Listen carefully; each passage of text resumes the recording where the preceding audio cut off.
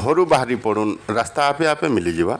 बहुत लोग भावुक होकर बाहरी नहीं पारन। रास्ता दिसले जाकर घरू गोड़ काढ़े। शरीरटा जीवंत थी निश्वास रे और विश्व ब्रह्मांड चली थी विश्वास रे।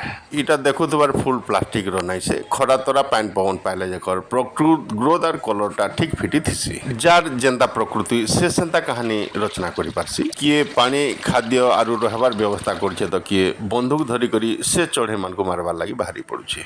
सीता माता को सुनार हरिण डिमांड थी किंतु समया एंता हेसी सुनार छाउनी थिबा रावण राज्य लंका के भी गुड़े खुराबार के पड़सी।